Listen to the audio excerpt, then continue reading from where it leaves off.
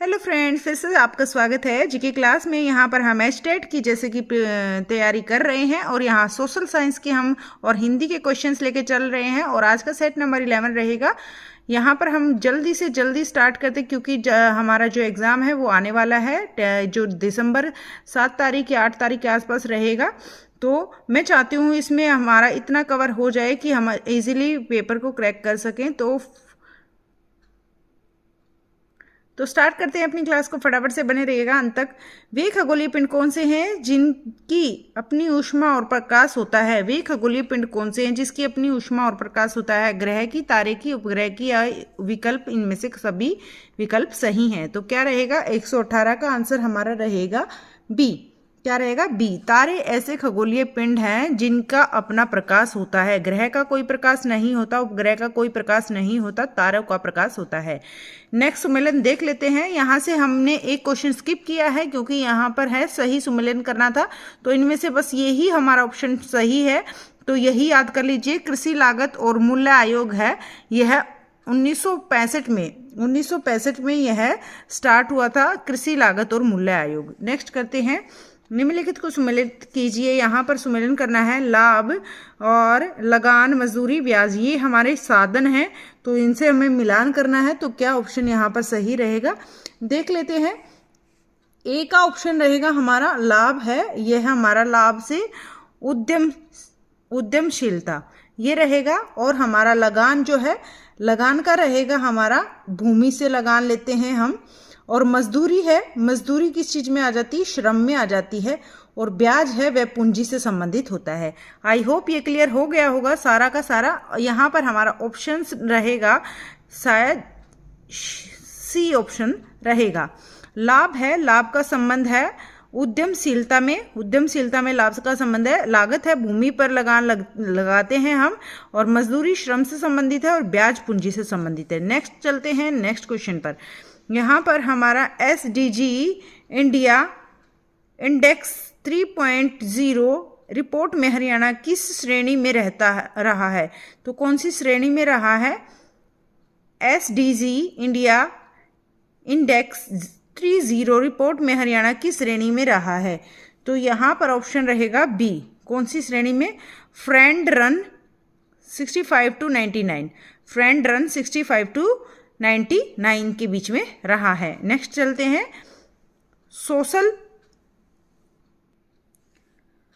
Social origins of dictatorship and democracy के लेखक कौन हैं?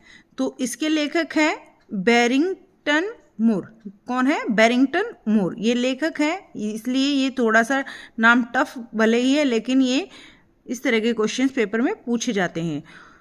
Social origins of dictatorship and democracy के लेखक हैं बैरिंगटन मूर। आगे चलते हैं। भारत में सितंबर 2023 कितने राष्ट्रीयकृत बैंक हैं? तो कितने राष्ट्रीयकृत बैंक हैं? यहाँ पर ऑप्शन रहेगा हमारा सी 12। भारत में सितंबर 2023 से कितने राष्ट्रीयकृत बैंक हैं? तो 12 राष्ट्रीयकृत बैंक है। इंपॉर्टेंट क्वेश्चन है बहुत ही ज़्यादा। यहाँ पर हम करते हैं 123 क्वेश्चन क्या है? निम्नलिखित में से सही कालक्रम में व्यवस्थित कीजिए तथा नीचे दिए गए कुटों में सही उत्तर का चयन कीजिए। जो यहाँ पर हमारा ऑप्शन क्या रहेगा सही उत्तर का चयन करने के लिए? पहले हमारा इनमें से सबसे पहले प्लासी का युद्ध हुआ था। प्लासी का युद्ध मैं करा चुकी हूँ। यहाँ पर प्लासी का युद्ध हुआ था और उसके बाद वांडी वॉस युद्ध हुआ था। उसके बाद कौन सा युद्ध हुआ था? बक्सर का युद्ध हुआ था। और सबसे लास्ट में हुआ था पोर्टो नोवो युद्ध। याद रख लीजिए, यहाँ पर बी ऑप्शन रहेगा। ठीक है, सबसे पहले प्लासी का युद्ध हुआ था, प्लासी पहला। ठीक है, इस तरह से आप ट्रिक से याद कर सकते हैं। और फिर आया था वांडी वॉस युद्ध। प्लासी के बाद वॉस हुआ था वांडी वॉस युद्ध। फिर आया था बक्सर युद्ध। कौन सा? बक्सर युद्ध। वॉस करके बक्से में रख दिया। इस तरह से आप ट्रिक बना सकते हैं। पोर्टो नोवो युद्ध सबसे लास्ट में हुआ था। तो ये ऑप्शन रहेंगे। नेक्स्ट क्वेश्चन पर चलते हैं। यहाँ पर हम देखते हैं 124 क्वेश्चंस। ये हमारा फ्रेंड्स पहले ये क्वेश्चन स्टेट में रिपीट हो चुके हैं, 2022 में ये है पेपर हुआ था और ये क्वेश्चन इंपॉर्टेंट है हर एक पेपर के लिए। तो बने रहिएगा वीडियो में अंत तक। वीडियो अच्छी लगे तो लाइक शेयर कर दीजिएगा। निम्नलिखित में से कौन सा युग्म असंगत है? असंगत मतलब जिसमें ये जो कानपुर है नाना साहब से संबंधित बिल्कुल है, लखनऊ में हजरत महल बिल्कुल ठीक है, और फौजाबाद मौलवी अहमद उल्लाह बिल्कुल ठीक है, लेकिन बरेली बेगम जीनत महल ये बरेली में नहीं है। तो यहाँ पर ऑप्शन रहेगा असंगत ये वाला। और यहाँ कानपुर नाना साहिब याद कर लीजिए बिल्कुल सही है। लखनऊ हजरत महल अलग से भी क्वेश्चन बन सकते हैं, और फैजाबाद है मौलवी अहमद उल्लाह। नेक्स्ट क्वेश्चन कर लेते हैं। नेक्स्ट क्वेश्चन हमारा है 125। निम्न में से किस देश में 1876 में अंतर्राष्ट्रीय अफ्रीकी संघ की स्थापना की गई? 1876 में अंतर्राष्ट्रीय अफ्रीकी संघ की स्थापना की गई। तो इसका ऑप्शन रहेगा बेल्जियम। किस देश में? बेल्जियम देश में 1876 में अंतर्राष्ट्रीय अफ्रीकी संघ की स्थापना हुई। 1876 में अंतर्राष्ट्रीय अफ्रीकी संघ की स्थापना बेल्जियम में हुई। नेक्स्ट क्वेश्चन है स्थल जल और वायु के बीच का संकरा संपर्क क्षेत्र क्या है? तो संकरा संपर्क क्षेत्र क्या है इनमें से? इसका ऑप्शन रहेगा जैवमंडल। ये बहुत इंपॉर्टेंट क्वेश्चन है, यहाँ कन्फ्यूजन होता है, बहुत बार ये पेपर में आ जाता है और गलत हो जाता है। तो यहाँ पर हमारा आएगा जैवमंडल। स्थल जल और वायु तीनों का इसमें आ जाता है जैवमंडल में। नेक्स्ट ये थोड़ा सा अलग सा क्वेश्चन है, इसको देख लेते हैं। एक वस्तु के कई उपयोग होने के दशा में उनकी मांग को लोच कैसे होगी? तो यहाँ पर ऑप्शन रहेगा, मैं सीधा ही आपको ऑप्शन बता देती हूँ और याद कर लीजिए इसको, ER1 इस तरह ये आंसर रहेगा। कौन सी नदी अरब सागर में गिरती है? इनमें से कौन सी नदी अरब सागर में गिरती है? 128 का बहुत स्पीडली हम अब कर रहे हैं क्योंकि ये थोड़े से इजी क्वेश्चन आ गए हैं ज्योग्राफी के। तापी नदी जो है अरब सागर में गिरती है। सारी की सारी नदी बंगाल की खाड़ी में जाकर गिरती हैं। यहाँ तापी और दो नदियां हैं जो हमारी नर्मदा और ताप्ती जिसको बोलते हैं, नर्मदा और तापी दोनों नदियां अरब सागर में गिरती है। बाकी जितनी भी बची वो सारी हमारी बंगाल की खाड़ी में गिरती हैं, बे ऑफ बंगाल में। निम्नलिखित में से, और ये अरेबियन सी में तापी नदी। निम्नलिखित में कौन सा 1853 में गठित राज्य पुनर्गठन आयोग का अध्यक्ष सदस्य नहीं था? 1953 में जो गठित हुआ था राज्य पुनर्गठन आयोग, कौन सा आयोग? राज्य पुनर्गठन आयोग। इनमें से कौन सा सदस्य नहीं था? तो 129 का क्या आंसर रहेगा? इसका रहेगा हमारा बी, KM मुंशी। ये हमारे इसमें सदस्य अध्यक्ष नहीं थे और बाकी सारे सदस्य अध्यक्ष थे। इनके नाम याद कर लीजिए, फजल अली और हृदयनाथ कुंजरू और KM पणिक्कर। आगे चलते हैं। नेक्स्ट क्वेश्चन, निम्नलिखित में से किनका 1923 में स्वराज्य पार्टी की स्थापना में योगदान था? 1923 में स्वराज्य पार्टी की जो स्थापना हुई थी उसमें योगदान था किसका था इनमें से? ये बहुत बहुत इंपॉर्टेंट है, ये हर एक एग्जाम के लिए इंपॉर्टेंट है। आप किसी भी एग्जाम की प्रिपरेशन कर रहे हैं, हर एक एग्जाम के लिए इंपॉर्टेंट है। तो यहाँ पर इसका ऑप्शन रहेगा ए, मोतीलाल नेहरू और Chittaranjan Das. Motilal very very very important question है। 1923 में स्वराज्य पार्टी की स्थापना हुई। एक तो यह याद कर लीजिए कि स्वराज्य पार्टी की स्थापना कब हुई? 1923 में। और इसमें किसका योगदान रहा? मोतीलाल नेहरू और चित्तरंजन दास। मोती और रंजन, ऐसे याद रख लीजिए नाम, मोती और रंजन, मोतीलाल नेहरू और चित्तरंजन दास। आगे चलते हैं। नेक्स्ट क्वेश्चन हम बहुत स्पीडली कर रहे हैं क्योंकि पेपर बहुत नज़दीक है और हमें बहुत सारा सिलेबस कवर करना है।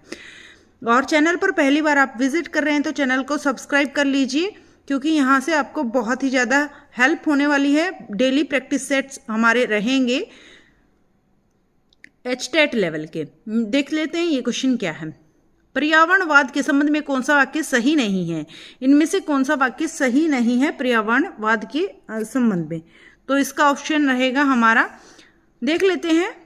ऑर्नेनेस को गहन परिस्थितिकी का जनक माना जाता है, ये तो आएगा ही नहीं। मूरे बुकचिन गया परिकल्पना के आविष्कारक हैं, ये यहाँ पर आविष्कारक हैं, बिल्कुल सही है हमारा बी। और पारिस्थितिकी शब्द लैटिन भाषा के कोस से लिया गया है। पारिस्थितिकी शब्द लैटिन भाषा के ओइस्कोस से लिया गया है। इस तरह के क्वेश्चन आप साथ साथ आंसर याद कर लीजिए। इसका ऑप्शन रहेगा सी। मुरे बुकचिन गया परिकल्पना के आविष्कारक हैं। याद कर लीजिए परिकल्पना के आविष्कारक का नाम। और परिस्थिति की स्थिति की लैटिन शब्द जो है ओइकोस से लिया गया है, ये भी आप याद कर लीजिए। नेक्स्ट लास्ट यहाँ पर क्वेश्चन देख लेते हैं। भारत में राज्यों का गठन मुख्य रूप से किसके आधार पर किया जाता है?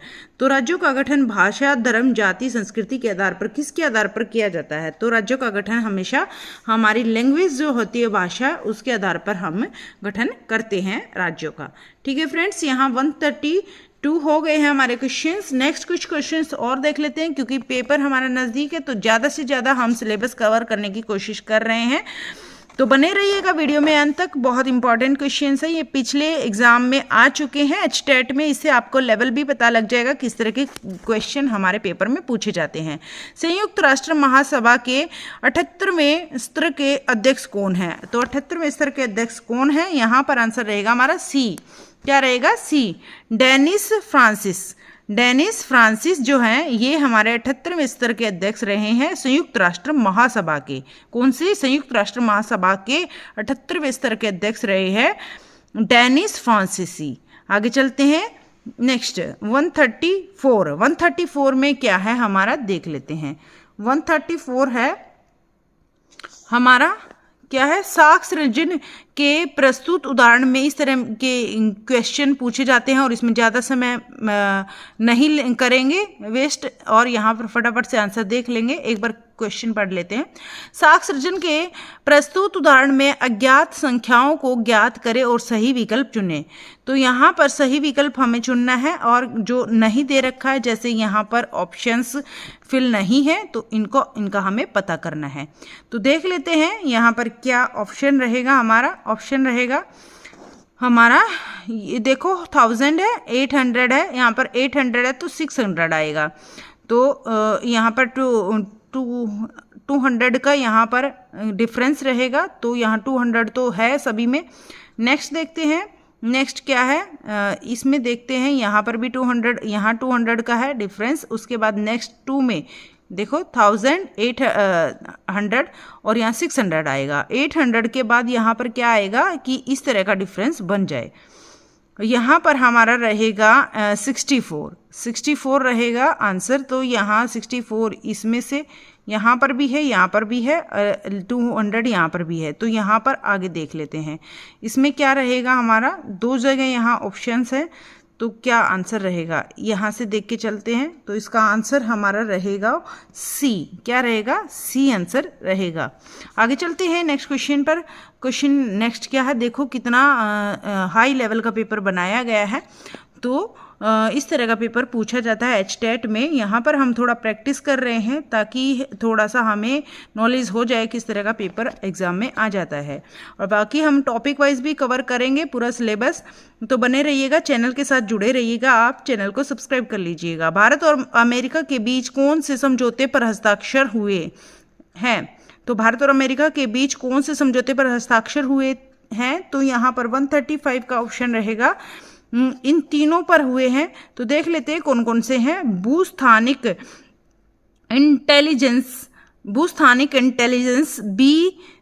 BICA के लिए बुनियादी विनिमय और सहयोग समझौता, ये हुआ है। सैन्य सूचना समझौते की सामान्य सुरक्षा JSOMIA, और यहाँ पर सी ऑप्शन है logistics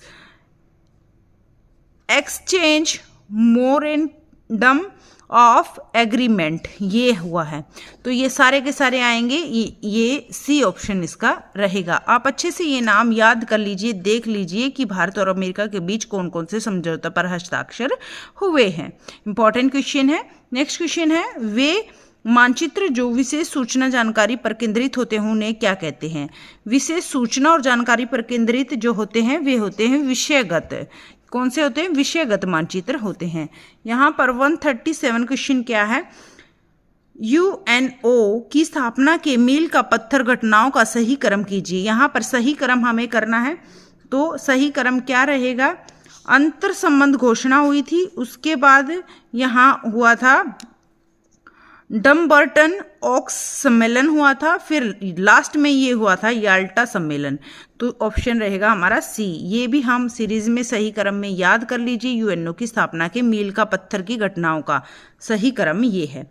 thank you so much video में अंत तक बने रहने के लिए। बाकी एक क्वेश्चन और बचा है, इसको भी देख ही लेते हैं, फिर हम नेक्स्ट क्वेश्चन नेक्स्ट क्लास में कर लेंगे। जागो ग्राहक जागो ध्येय वाक्य के साथ राष्ट्रीय उपभोक्ता हेल्पलाइन नंबर क्या है? तो जागो ग्राहक जागो के लिए हेल्पलाइन नंबर ये है 1915। कितना है? 1915 इसका आंसर रहेगा। ठीक है friends, thank you so much video में अंत तक बने रहने के लिए। आई होप वीडियो पसंद आई होगी। अगर वीडियो के क्वेश्चंस अच्छे लगे और वीडियो के जो है कंटेंट अच्छा लगा तो वीडियो को शेयर कर दीजिए और सब्सक्राइब कर लीजिए चैनल को। Bye bye, take care, good night. फिर मिलते हैं नेक्स्ट वीडियो में कल इसी टाइम पर 8 बजे। Bye bye.